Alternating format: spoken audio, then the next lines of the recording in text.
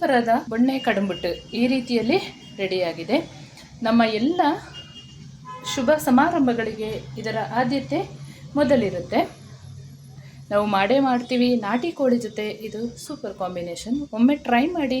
ನಮಸ್ತೆ ಎಲ್ಲರಿಗೂ, ಎಲ್ಲರನ್ನು ಸುಸಿಸ್ ಕಿಚನ್ಗೆ ಸ್ವಾಗತ ಮಾಡಿಕೊಂಡು ಇವತ್ತು ಅದ್ಭುತವಾದ ಅಡುಗೆ ಮಾಡ್ತಾ ಇದ್ದೀನಿ. ಬನ್ನಿ ಹೇಗೆ ಮಾಡೋದು ನೋಡೋಣ. ನಾನು ಮಾಡುವ ಅಡುಗೆಗಳು ನಿಮಗೆ ಇಷ್ಟ ಆಗ್ತಿದ್ರೆ ದಯಮಾಡಿ ಸಬ್ಸ್ಕ್ರೈಬ್ ಮಾಡಿಕೊಂಡು ನಿಮ್ಮ ಫ್ರೆಂಡ್ಸ್ ಅಂಡ್ ಫ್ಯಾಮಿಲಿಗೆ ಹೆಚ್ಚು ಶೇರ್ ಮಾಡೋದನ್ನು ಮರಿಬೇಡಿ. ಹಾಗೆ ಲೈಕ್ ಮಾಡಿಕೊಂಡು ವಿಡಿಯೋ ವಾಚ್ ಮಾಡಿ. ನಾನಿಲ್ಲಿ 1 kg ಇಡ್ಲಿ ಅಕ್ಕಿಯನ್ನೇ ತೊಗೊಂಡಿದ್ದೀನಿ, ಅಂದರೆ ಡಿಪೋ ಅಕ್ಕಿಯನ್ನೇ ತೊಗೊಂಡಿದ್ದೀನಿ. ತುಂಬ ಜನರ ರಿಕ್ವೆಸ್ಟ್ ಇತ್ತು ಬೆಣ್ಣೆ ಕಡುಂಬುಟ್ಟು ಮಾಡಿ ಕೊಡಗಿನ ಶೈಲಿಯಲ್ಲಿ ಅಂತ. ನಮ್ಮ ಊರಲ್ಲಿ ಬೆಣ್ಣೆ ಕಡುಂಬುಟ್ಟು ಅಂದರೆ ಬೆಣ್ಣೆ ಹಾಕಿ ಸಣ್ಣ ಸಣ್ಣ ಗೋಲಿ ಆಕಾರದಲ್ಲಿ ಮಾಡ್ತೀವಿ. ತುಂಬ ಸಣ್ಣದಾದ ಕಡುಬನ್ನು ಮಾಡ್ಕೊಳ್ತೀವಿ. ಅದಕ್ಕೆ ನಾವು ಬೆಣ್ಣೆ ಕಡುಂಬುಟ್ಟು ಅಂತ ಹೇಳ್ತೀವಿ. ಇವತ್ತು ನಿಮ್ಮೊಂದಿಗೆ ಹೇಗೆ ಅದನ್ನು ತರಿ ಮಾಡೋದು ಮತ್ತು ಬೆಣ್ಣೆ ಕಡುಂಬುಟ್ಟು ಮಾಡೋದು ಅಂತ ತೋರಿಸ್ತಾ ಇದ್ದೀನಿ. ನೀಟಾಗಿ 1-2 ಬಾರಿ ತೊಳ್ಕೊಂಡು ಆಮೇಲೆ ಅದನ್ನು ನೀರಿಳಿಯೋಕ್ಕೆ ಹಾಕ್ಕೊಂಡ್ರೆ ಸಾಕು. ಹಾಗೆಯೇ ತರಿ ಮಾಡ್ಕೊಳ್ಬೋದು. ಇದು ಇನ್ಸ್ಟೆಂಟಾಗಿ ಮಾಡುವಂಥದ್ದು. ನಾವು ತರಿ ಮಾಡಿ ಇಡೋದೆಲ್ಲ ಅದು ಬಿಸಿಲಲ್ಲಿ 2-3 ದಿನ ಒಣಗಿಸಿ ಮಾಡಿ ಇಟ್ಕೊಂಡಿರ್ತೀವಿ. ಅದು 1 ವರ್ಷದವರೆಗೂ ಆ ತರಿ ಹಾಳಾಗಲ್ಲ. ಆ ಥರನೂ ಮಾಡ್ತೀವಿ. ಇವಾಗ ಇದನ್ನು ನೀಟಾಗಿ ವಾಶ್ ಮಾಡ್ಕೊಳ್ಳೋಣ. ನೀಟಾಗಿ ವಾಶ್ ಮಾಡಿಕೊಂಡು ಇದನ್ನು ನೀರು ಸೋರಕ್ಕಿಡೋಣ. ಚೆನ್ನಾಗಿ ನೀರು ಸೋರಲಿ. ಕಡುಬಿಗೆ ಅಕ್ಕಿ ತೊಳೆದು ಹಾಕಿ 2 ಅವರ್ ಆಗೋಯಿತು. ನೀಟಾಗಿ ನೋಡಿ ನೀರೆಲ್ಲ ಸೋರಿಸ್ಕೊಂಡಿದೆ. ಅಕ್ಕಿನ ಈ ಥರ ತರಿ ಮಾಡಿ ಮಾಡೋದಕ್ಕಿಂತನೂ ಅಕ್ಕಿನ ನೀರಿಗೆ ಹಾಕಿ ದೋಸೆಗೆ ಕಡಿಯೋ ಥರ ಕಡ್ದು ಮಾಡಿ ಅದನ್ನ ಈ ಮುದ್ದೆ ಎಲ್ಲ ಮಾಡ್ಕೊಳ್ತೀವಲ್ಲ ಆ ಥರ ಮಾಡ್ಕೊಂಡ್ರು ಚೆನ್ನಾಗಾಗುತ್ತೆ ಬೆಣ್ಣೆ ಕಡುಂಬುಟ್ಟು. ಅಕ್ಕಿ ಜಾಸ್ತಿ ಹಾಕೊಂಡು ತರಿ ಮಾಡ್ಕೊಳ್ಬಾರ್ದು, ಅದು ಒಂದೇ ಸಮ ಬರಲ್ಲ. 1 ಕಪ್ ಅಥವಾ ಬೌಲ್ ತಗೊಳ್ಳಿ, ಅದರಲ್ಲಿ ಹಾಕ್ಕೊಂಡು ಜಸ್ಟ್ ಆನ್ ಆ್ಯಂಡ್ ಆಫ್ ಮಾಡಿಕೊಂಡ್ರೆ ಸಾಕು. ಈ ಹದದಲ್ಲಿ ತರಿ ರೆಡಿ ಮಾಡ್ಕೊಂಡಿರಬೇಕು. ನೈಸ್ ಪೌಡ್ರ್ ಇರಬಾರ್ದು, ಚೆನ್ನಾಗಾಗಲ್ಲ ಬೆಣ್ಣೆ ಕಡುಂಬುಟ್ಟು. ಎಲ್ಲವನ್ನು ಇದೇ ರೀತಿಯಲ್ಲಿ ತರಿ ಮಾಡ್ಕೊಳ್ಳೋಣ.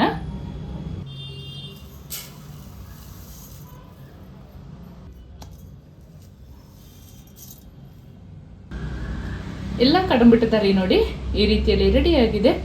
ನೀವು ಕೇಳ್ಬೋದು, ನೀವು ಈ ಹಿಂದೆ ಹೇಳಿದ ವಿಡಿಯೋದಲ್ಲಿ ಅಪ್ಲೋಡ್ ಮಾಡಿದಾಗ 1 ವರ್ಷದವರೆಗೆ ಇಟ್ಕೊಳ್ತೀವಿ ಅಂತ. ಹೌದು, ನಮಗೆ ಮಳೆಗಾಲದಲ್ಲೆಲ್ಲ ಅದು ಸ್ಟೋರ್ ಮಾಡಿ ಇಟ್ಟಿರ್ತೀವಿ. ನಾವು ಕಡುಂಬುಟ್ಟು ಯಾವಾಗ ಬೇಕು ಆವಾಗ ಮಾಡ್ಕೊಳ್ಳೋದಕ್ಕೆ. ಮಳೆಯಲ್ಲೆಲ್ಲ ನಾವು ಸಂತೆಗೆ ತೊಗೊಂಡೋಗಿ ಮಾಡಿಸೋಕ್ಕಾಗಲ್ಲ ಮಿಲ್ಲಿಗೆಲ್ಲ. ಹಾಗಾಗಿ 1 ವರ್ಷದವರೆಗೂ ಬಿಸಿಲಲ್ಲಿ ಚೆನ್ನಾಗಿ ತೊಳೆದು ಒಣಗಿಸಿ ಇಟ್ಟಿರ್ತೀವಿ ನಾವು. ಇದು ನಿಮಗೆ ಇನ್ಸ್ಟೆಂಟಾಗಿ ಮಾಡಿ ತೋರಿಸುವಂಥದ್ದು. ಅಥವಾ ನೀವು ಮಾಡಲಿಕ್ಕೆ ಆಗದೇ ಇಲ್ಲ ಅಂತ ಹೇಳಿದರೆ ಅಂಗಡಿಯಿಂದ ತಂದಾದರೂ ಅಕ್ಕಿ ತರಿ ಮಾಡ್ಬೋದು, ಅದು ಕೂಡ ಚೆನ್ನಾಗಾಗುತ್ತೆ. ಹಲವಾರು ಸಲ ನಾನು ಹಾಕಿದ್ದೀನಿ. ರವೆ ಕಡುಬು ಕೂಡ ಹಾಕಿದ್ದೀನಿ. ನೀವು ಅದನ್ನು ಹೋಗಿ ಕೂಡ ಚೆಕ್ ಮಾಡ್ಬೋದು. ಇನ್ ಕೇಸ್ ಡಯಾಬಿಟಿಸ್ ಪೇಷಂಟ್ ಅವರೆಲ್ಲ ಅಕ್ಕಿದೆಲ್ಲ ಕಡುಬು ತಿನ್ನಲ್ಲ ಅಂತ ಹೇಳಿದರೆ ರವೆ ಕಡುಬು ಕೂಡ ನಾನು ಮಾಡಿದ್ದೀನಿ. ಅದನ್ನು ನನ್ನ ಚಾನಲಲ್ಲಿ ಒಂದ್ಸರಿ ಹೋಗಿ ಚೆಕ್ ಮಾಡಿ. ನಿಮಗೆ ಯೂಸ್ಫುಲ್ ಅನಿಸಿದರೆ ಲೈಕ್ ಮಾಡಿ, ನಿಮ್ಮ ಫ್ರೆಂಡ್ಸ್ ಆ್ಯಂಡ್ ಫ್ಯಾಮಿಲಿ ಜೊತೆ ಹೆಚ್ಚು ಶೇರ್ ಮಾಡಿ. ಇವಾಗ ಬೆಣ್ಣೆ ಕಡುಂಬುಟ್ಟು ಮಾಡ್ಕೊಳ್ಳೋಣ. ಅದಕ್ಕೆ ನಿಮಗೆ ನೀರಿನ ಹದ ಗೊತ್ತಾಗಬೇಕಲ್ಲ, ಹಾಗಾಗಿ 1 ಕಪ್ ಅಥವಾ 1 ಬೌಲಿನ ಅಳತೆನ ತಗೊಳ್ಳೋಣ ನಾವು. ನಮಗೆ ಈಸಿ ಆಗುತ್ತೆ. ತರಿನ ಮೊದಲಿಗೆ ಅಳತೆ ಮಾಡ್ಕೊಳ್ಬೇಕು. ಎಷ್ಟು ಕಪ್ಪು ತರಿ ಇದೆ ಅಥವಾ ಎಷ್ಟು ಬೌಲ್ ಆಗುತ್ತೆ ಅಂತ ಅಳತೆ ಮಾಡಿಕೊಂಡು ಅದರ ಮೇಲೆ ನೀವು ನೀರು ಬಿಸಿ ಇಟ್ಟುಕೊಳ್ಬೇಕು. ಅಕ್ಕಿ ತರಿ ಸ್ವಲ್ಪ ತರಿ ಜಾಸ್ತಿ ಇದ್ರೆ ನೀರು 1.5 ಕಪ್ಪಷ್ಟು ಹಾಕೊಳ್ಳಿ. ಅಕ್ಕಿ ತರಿ ಸ್ವಲ್ಪ ತರಿ ಕಡಿಮೆ ಇದ್ರೆ, ಅಂದರೆ ಸಣ್ಣ ತರಿ ಇದ್ರೆ ನೀರು 1 ಕಾಲಷ್ಟು ಹಾಕೊಂಡ್ರೆ ಸಾಕು. ಈ ಬೌಲಿನ ಅಳತೆಯಲ್ಲಿ ಹೇಳ್ತಾ ಇದ್ದೀನಿ ನಾನು. ಇವಾಗ ನೀರು ಇಟ್ಕೊಳ್ಳೋಣ. ನಾನಿಲ್ಲಿ 6 ಕಪ್ಪಷ್ಟು ನೀರನ್ನು ಇಟ್ಕೊಂಡಿದ್ದೀನಿ. ನಾನು ತಗೊಂಡಿರುವಂಥ ಈ ಒಂದು ಬೌಲಿನ ಅಳತೆ 4.5 ಬೌಲಷ್ಟು ತರಿ ಹಾಕೊಳ್ತೀನಿ. ಸ್ವಲ್ಪ ಸಣ್ಣದಾಗಿದೆ, ಜಾಸ್ತಿ ದೊಡ್ಡದಾಗಿನೂ ನಾನು ತರಿ ಮಾಡ್ಕೊಂಡಿಲ್ಲ. ಹಾಗಾಗಿ ರುಚಿಗೆ ತಕ್ಕಷ್ಟು ಕಲ್ಲುಪ್ಪನ್ನು ಸೇರಿಸ್ಕೊಳ್ಳೋಣ. ಹಾಗೆ ಬೆಣ್ಣೆ ಕಡುಂಬುಟ್ಟು ಆಗಿರೋದ್ರಿಂದ ಬೆಣ್ಣೆ ಹಾಕಿ ಮಾಡ್ಕೊಳ್ತಾ ಇದ್ದೀನಿ. ನೀವು ತುಪ್ಪ ಅಥವಾ ಎಣ್ಣೆ ಕೂಡ ಬಳಸಿ ಮಾಡ್ಕೊಳ್ಬೋದು. ಬೆಣ್ಣೆ ಇಲ್ಲ ಅಂತ ಹೇಳಿದರೆ ನಾನು ಸಾಧಾರಣ 1 ಚಮಚದಷ್ಟು ಬೆಣ್ಣೆ ಹಾಕ್ಕೊಳ್ತಾ ಇದ್ದೀನಿ. ತುಂಬ ಚೆನ್ನಾಗಾಗುತ್ತೆ. ಬೆಣ್ಣೆ ಹಾಕ್ಕೊಂಡ್ರೆ ಸಾಫ್ಟ್ ಆಗಿರುತ್ತೆ ಕಡುಂಬುಟ್ಟು. ಮನೆಯಲ್ಲೇ ಮಾಡಿರುವ ಬೆಣ್ಣೆಯನ್ನು ನಾನು ಉಪಯೋಗಿಸ್ತಾ ಇದ್ದೀನಿ. ನೀರು ಚೆನ್ನಾಗಿ ಕುದಿ ಬರಬೇಕು. ನೀಟಾಗಿ ನೀರು ಈ ಥರ ಕುದೀತಾ ಇರಬೇಕು. ಸ್ವಲ್ಪ ಉರಿ ಕಡಿಮೆ ಮಾಡಿಕೊಂಡು 1 ಅರ್ಧ ಬೌಲಷ್ಟು ತರಿನ ಹಾಕೊಳ್ಳೋಣ ಮೊದಲಿಗೆ. ಅವಾಗ ನಿಮಗೆ ಗಂಟಾಗಲ್ಲ, ನೀಟಾಗಿ ತಿರುಗಿಸ್ಕೊಂಡ್ರೆ ಈಸಿ ಆಗುತ್ತೆ. ನಮಗೆಲ್ಲ ಅಭ್ಯಾಸ ಇದೆಲ್ಲ, ನಾವು ಈಸಿಯಾಗಿ ಮಾಡ್ಕೊಳ್ತೀವಿ. ಗೊತ್ತಿಲ್ಲದವರಿಗೆ ಪಾಪ ಕಷ್ಟ ಆಗುತ್ತೆ ಅಂತ ನಾನು ಈ ವಿಧಾನದಲ್ಲಿ ತೋರಿಸ್ಕೊಡ್ತಾ ಇದ್ದೀನಿ. ಕೆಲವರು ಕೇಳ್ತಾರೆ 4-5 ನಿಮಿಷದಲ್ಲಿ ವಿಡಿಯೋನ ಮುಗಿಸ್ಬೋದಲ್ಲ ಅಂತ. ಆಗಲ್ಲ ಅದು. ಯಾಕೆಂತ ಹೇಳಿದ್ರೆ ಎಲ್ಲರಿಗೂ ಕಂಪ್ಲೀಟಾಗಿ ನಾವು ಒಂದು ವಿಡಿಯೋ ಮಾಡಿದರೆ ಅದು ಅರ್ಥ ಆಗಬೇಕು, ಅರ್ಧಂಬರ್ಧ ಮಾಡಿ ಅಪ್ಲೋಡ್ ಮಾಡೋದಲ್ಲ. ಹಾಗಾಗಿ ಕಂಪ್ಲೀಟಾಗಿ ಒಂದು ಉದ್ದ ವಿಡಿಯೋ ಈ ಥರ ತರಿಯೆಲ್ಲ ಮಾಡಿ ಎಲ್ಲ ಆದರೆ ಒಂದು 10 ನಿಮಿಷ ಆದರೂ ಆಗುತ್ತೆ, ಎಷ್ಟೇ ನಾವು ಕಟ್ ಮಾಡಿ ಎಡಿಟ್ ಮಾಡಿದರೂ ಕೂಡ. ಕೆಲವೊಂದು ಜನರು ನನ್ನನ್ನು ಕೇಳಿದ್ದಾರೆ ಅಷ್ಟೇ, ಎಲ್ಲರೂ ಕೇಳಲ್ಲ. ಅವರಿಗೆ ಅರ್ಥ ಆಗುತ್ತೆ ಒಂದು ಅಡುಗೆ ಮಾಡೋದಕ್ಕೆ ಎಷ್ಟು ನಿಮಿಷ ತಗೊಳ್ಬೋದು ಅಂತ ಅವರಿಗೆ ಗೊತ್ತಿರುತ್ತೆ. ಕೆಲವೊಬ್ಬರು 4-5 ನಿಮಿಷದಲ್ಲಿ ಮುಗಿಸಿ ಅಂತ ಕೇಳ್ಕೊಳ್ತಾರೆ, ಅವರಿಗೆ ಮಾತ್ರ ಹೇಳ್ತಾ ಇದ್ದೀನಿ. ಅದಾಗಲ್ಲ, ಅಷ್ಟು ಶಾರ್ಟಾಗೆಲ್ಲ ಕೆಲವೊಂದು ವಿಡಿಯೋನ ಮಾಡೋದಕ್ಕೆ ಆಗಲ್ಲ. ಚೆಂದ ಈ ಥರ ಒಂದು ಮೀಡಿಯಂ ಉರಿಯಲ್ಲಿ ತಿರುಗಿಸ್ಕೊಂಡ್ರೆ ಗಂಟಾಗಲ್ಲ. ಆಮೇಲೆ ಆರಾಮಾಗಿ ನಾವು ಅಕ್ಕಿ ತರಿ ಏನಿದೆ ಹಾಕ್ಕೊಳ್ಬೋದು. ನಿಮಗೆ ಅಳತೆ ನಾನು ಏನಕ್ಕೆ ಹೇಳ್ತಾ ಇದ್ದೀನಿ ಅಂತ ಹೇಳಿದರೆ, ನಾನು ಯಾವತ್ತೂ ಅಳತೆ ಮಾಡಿ ಎಲ್ಲ ಈ ಕಡಮಟನ್ನು ಮಾಡ್ಕೊಳ್ಳಲ್ಲ, ನಾನು ಈಸಿಯಾಗಿ ಮಾಡ್ಕೊಂಡು ಬಿಡ್ತೀನಿ. ಸೊ ಹೊಸದಾಗಿ ನೀವು ಕಲಿಯೋರಿಗೆ ಇದು ಅರ್ಥ ಆಗಲಿ ಅಂತ ಅಷ್ಟೇ. ಸ್ವಲ್ಪ ತೆಳ್ಳಗಾಯಿತು ಅಂತ ಹೇಳಿದರೆ ಮತ್ತೆ ಅಕ್ಕಿ ತರಿನ ಹಾಕ್ಕೊಳ್ಬೋದು, ಅಥವಾ ಸ್ವಲ್ಪ ಗಟ್ಟಿ ಆಯಿತು ಅಂತ ಹೇಳಿದರೆ ಬಿಸಿನೀರನ್ನು ಸ್ವಲ್ಪ ಚಿಮುಕಿಸ್ಕೊಳ್ಬೋದು. ಕರೆಕ್ಟಾದ ಹದ ರೆಡಿ ಆಗುತ್ತೆ. ಸೇಮ್ ಮುದ್ದೆ ಮಾಡ್ತೀವಲ್ಲ ಅದೇ ರೀತಿಯಲ್ಲಿ ನಮಗೆ ಉಂಡೆ ಕಟ್ಟುವ ಹದದಲ್ಲಿ ರೆಡಿ ಆದರೆ ಸಾಕು.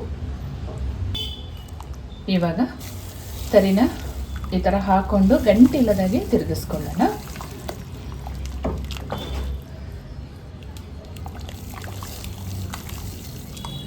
ಜಾಸ್ತಿ ಕ್ವಾಂಟಿಟಿ ಮಾಡ್ಕೊಳ್ಳುವಾಗಲ್ಲ, ಇಬ್ಬಿಬ್ರು ಇರಬೇಕು, ಅವಾಗ ಉಂಡೆ ಕಟ್ಟುವಾಗ ಕೂಡ ಈಸಿ ಆಗುತ್ತೆ. ಮತ್ತು ಒಬ್ಬರು ತರಿ ಈ ಥರ ಹಾಕ್ಕೊಂಡ್ರೆ ಚೆನ್ನಾಗಿ ಮಿಕ್ಸ್ ಮಾಡ್ಕೊಳ್ಳೋಕ್ಕೆ ಒಬ್ಬರು ಇದ್ದರೆ ಈಸಿ ಆಗುತ್ತೆ. ನಾವು ಊರಲ್ಲೆಲ್ಲ ಎಲ್ಲ ನಮ್ಮ ಫಂಕ್ಷನ್ಗಳಿಗೆಲ್ಲ ಕಡಂಬಿಟ್ಟು ಮೊದಲಿರುತ್ತೆ, ಮೊದಲಿನ ಆದಿತ್ಯ ಅಂತಲೇ ಹೇಳ್ಬೋದು. ಕಡಂಬಿಟ್ಟು, ಕೋಳಿ ಕರಿ, ಹಂದಿ ಕರಿ ಎಲ್ಲ ಮಶ್ರೂಮ್ ಶುಟ್ಟು ನಾವು ಕಡಂಬಿಟ್ಟು ಮಾಡಿದರೆ ನಾಟಿ ಕೋಳಿ ಸಾರನ್ನು ಮಾಡ್ಕೊಳ್ತೀವಿ ತಿನ್ನೋರಿಗೆ ಅಷ್ಟೇ. ಇಲ್ಲ ಅಂತ ಹೇಳಿದರೆ ನಿಮಗೆ ಇಷ್ಟ ಇದ್ದ ಯಾವುದೇ ಸಾಂಬಾರಾಗಲಿ ಅಥವಾ ಚಟ್ನಿಯಲ್ಲಿ ನೀವು ಟೇಸ್ಟ್ ಮಾಡ್ಬೋದು. ಇಲ್ಲಿ ಒಂದು 40-50% ಬೇಯಿಸ್ಕೊಂಡ್ರೆ ಆಮೇಲೆ ಇಡ್ಲಿ ಪಾತ್ರೆಗೆ ಹಾಕಿ ಉಂಡೆ ಕಟ್ಟಿ ಬೇಯಿಸ್ಕೊಳ್ಳುವಾಗ ಈಸಿ ಆಗುತ್ತೆ. ಚೆನ್ನಾಗಿ ಮಿಕ್ಸ್ ಮಾಡ್ಕೊಳ್ಬೇಕು ಒಂದು ಹಿಟ್ಟು ಕೋಲಿನ ಸಹಾಯದಿಂದ.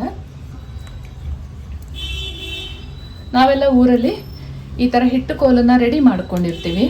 ಒತ್ತು ಶಾವಿಗೆ ಮಾಡುವಾಗ ತಿರುಗಿಸ್ಕೊಳ್ಳೋಕ್ಕೆ ಹಿಟ್ಟನ್ನು ಈ ಥರ ಕಡಮಿಟ್ಟು ಮಾಡುವಾಗೆಲ್ಲ ಈಸಿ ಆಗುತ್ತೆ ಅಂತ ಎಲ್ಲರ ಮನೆಯಲ್ಲೂ ಹಿಟ್ಟು ಕೋಲು ಇರುತ್ತೆ. ಅದರಿಂದ ತಿರುಗಿಸ್ಕೊಂಡ್ರೆ ಆಯಿತು. ಕೈ ಬಿಡದೆ ತಿರುಗಿಸ್ಕೊಳ್ಬೇಕು, ಆವಾಗ ಗಂಟಾಗಲ್ಲ. ಈ ಹದದಲ್ಲಿ ರೆಡಿ ಆಗುವಾಗ ನಿಧಾನ ಉರಿ ಮಾಡಿ ಒಂದು 5 ನಿಮಿಷ ಮುಚ್ಚಿ ಬೇಯಿಸ್ಕೊಳ್ಳೋಣ. ಮುಚ್ಚಿ ಒಂದು 5 ನಿಮಿಷ ಆಗಿದೆ. ಚೆಂದ ಒಮ್ಮೆ ಮಿಕ್ಸ್ ಮಾಡ್ಕೊಳ್ಬೇಕು.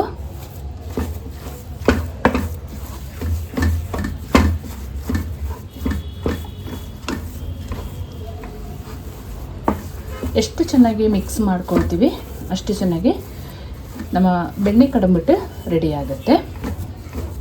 ನಮ್ಮ ಭಾಷೆಯಲ್ಲಿ ಇದನ್ನು ನಾವು ಬೊಣ್ಣೆ ಕಡಂಬಿಟ್ಟು ಅಂತ ಹೇಳ್ತೀವಿ. ನಾವು ಬೆಣ್ಣೆಗೆ ಬೊಣ್ಣೆನೆಯಿ ಅಂತ ಕರಿತೀವಿ, ಹಾಗಾಗಿ ಬೊಣ್ಣೆ ಕಡಂಬಿಟ್ಟು ಸಾಕಿದು. ಉಂಡೆ ಕಟ್ಟುವಾಗ ಮಾತ್ರ ಬಿಸಿ ಬಿಸಿನೇ ಉಂಡೆ ಕಟ್ಕೊಳ್ಬೇಕು. ಕೈ ನೀರು ಮಾಡ್ಕೊಳ್ಳೋದು, ಉಂಡೆ ಕಟ್ಟೋದು. ಬೆಣ್ಣೆ ಕಡಂಬಿಟ್ಟನ್ನು ಸಣ್ಣದಾಗಿ ಕಟ್ಟಬೇಕು, ಆವಾಗ ತುಂಬ ಚೆನ್ನಾಗಾಗುತ್ತೆ. ಇಡ್ಲಿ ಪಾತ್ರೆಗೆ ನೀರಿಟ್ಟು ಒಂದು ಬಿಳಿ ಬಟ್ಟೆ ಹಾಕ್ಕೊಳ್ಳೋಣ. ಕಡಂಬಿಟ್ಟು ಹಾಕ್ಕೊಂಡು ನಾವು ಬೆಂದೆಲ್ಲ ಆದ ಮೇಲೆ ಅದನ್ನು ತೆಗೆದು ಇಟ್ಕೊಳ್ಬೇಕು. ಇಲ್ಲ ಅಂತ ಹೇಳಿದರೆ ಅದೆಲ್ಲ ಅಲ್ಲೇ ಒಂಥರ ಕಿವುಚ್ಕೊಂಡಾಗ ಆಗೋಗುತ್ತೆ.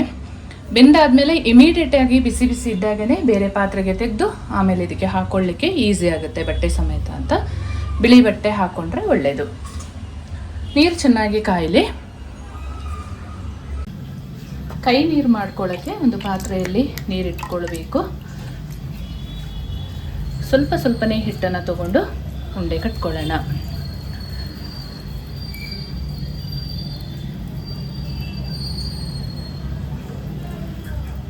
ಈ ರೀತಿಯಲ್ಲಿ ರೌಂಡಾಗಿ ಉಂಡೆ ಮಾಡಿಕೊಂಡ್ರೆ ಆಯಿತು.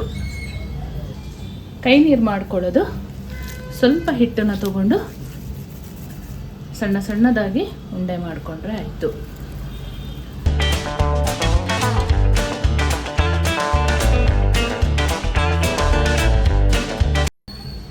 ಈ ರೀತಿಯಲ್ಲಿ ಎಲ್ಲವನ್ನು ಇದೇ ಥರ ಮಾಡ್ಕೊಳ್ಳೋಣ. ಎಲ್ಲ ಬಣ್ಣೆ ಕಡಬಿಟ್ಟು ಈ ರೀತಿಯಲ್ಲಿ ರೆಡಿಯಾಗಿದೆ. ಇವಾಗ ಬೇಯಿಸ್ಕೊಳ್ಳೋಣ.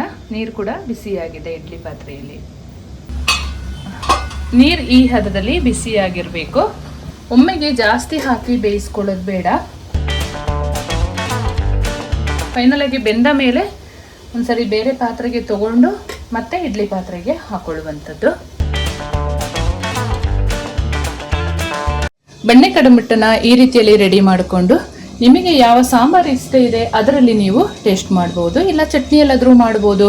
ನಾವು ಮಶ್ರೂಮ್ ಶುದ್ಧ ನಾಟಿ ಕೋಳಿಯಲ್ಲಿ ಟೇಸ್ಟ್ ಮಾಡ್ತೀವಿ.